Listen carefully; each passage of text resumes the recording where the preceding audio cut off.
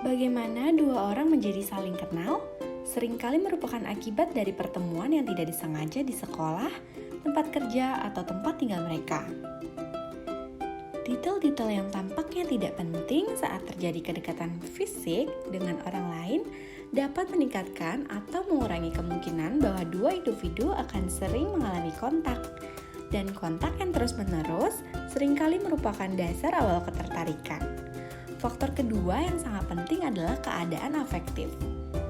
Keadaan afektif seseorang kedengarannya terlalu disederhanakan, namun cukup tepat jika dikatakan bahwa kita cenderung menyukai orang yang dihubungkan dengan emosi positif dan tidak menyukai orang yang dihubungkan dengan emosi negatif. Reaksi emosional terhadap orang-orang yang kita temui sebagian ditentukan oleh bagaimana kita mempersepsikan karakteristik yang dapat diamati. Dan tergantung pada kekuatan motivasi afiliasi. Masing-masing orang, mereka dapat lebih tahu atau kurang termotivasi untuk membina suatu hubungan. Jika seluruh 4 faktor, yaitu kedekatan fisik, emosi positif, karakteristik yang dapat diamati, dan kebutuhan akan afiliasi, bekerja proses ketertarikan dapat bergerak ke tahapan yang terakhir, yaitu dua orang mulai menemukan sejauh mana kesamaan mereka dibandingkan ketidaksamaan sehubungan dengan sikap, keyakinan, nilai-nilai, minat, dan banyak hal lainnya. Ketertarikan interpersonal. Ketertarikan meliputi evaluasi sepanjang suatu dimensi yang berkisar dari sangat suka hingga sangat tidak suka. Setiap orang akan disukai oleh beberapa individu dan tidak disukai oleh individu yang lain. Dengan sebagian besar orang yang mengalami kontak dengan kita. Kita tidak secara khusus suka ataupun tidak suka. Reaksi mereka adalah netral. Kebalikannya, kita menyukai beberapa orang, tidak menyukai beberapa orang, dan netral terhadap sebagian besar sisanya. Awal ketertarikan. Kekuatan dari kedekatan atau kontak yang tidak direncanakan dapat memunculkan ketertarikan. Apa yang menentukan kesadaran derajat ketertarikan dan interaksi? Secara sederhana dapat dikatakan bahwa dua orang cenderung menjadi kenal jika faktor-faktor eksternal, misalnya lokasi, kamar asrama, tempat duduk di kelas, meja kerja, dan lain-lain. Semakin dekat jarak fisik, semakin besar kemungkinan bahwa dua orang mengalami kontak secara berulang dan demikian mengalami repeated exposure. Lalu, apakah itu repeated exposure?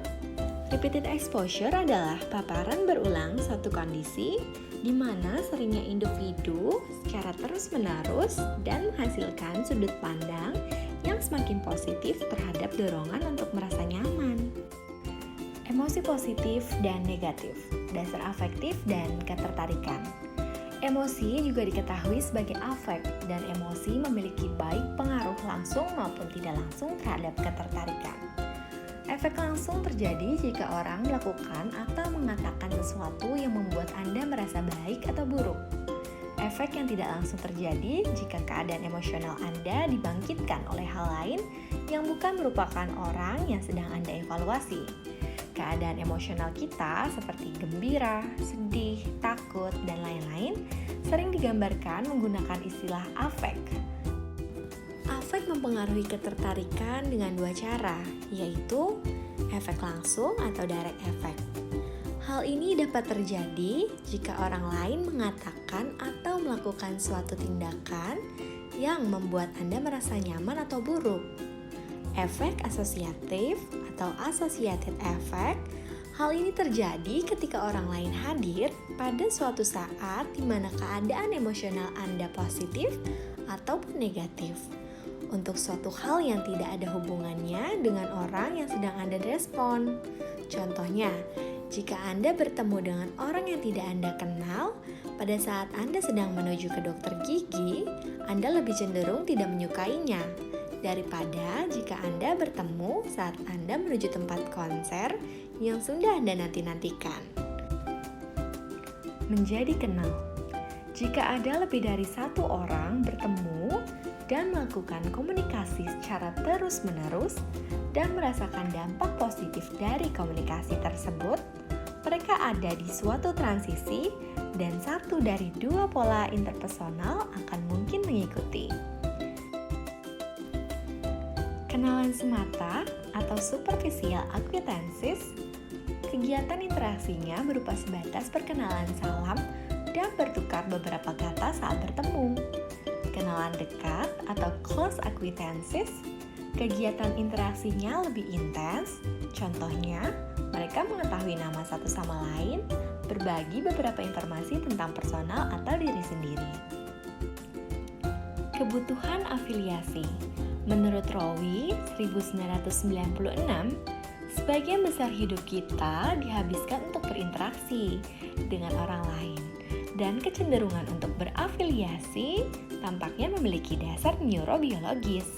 Menurut Baumeister dan Larry, tahun 1995, kebutuhan untuk membina hubungan dengan orang lain atau afiliasi dan diterima oleh mereka dihipotesiskan sebagai hal yang mendasar bagi kebutuhan psikologis, sama seperti lapar dan haus bagi tampilan fisik kita.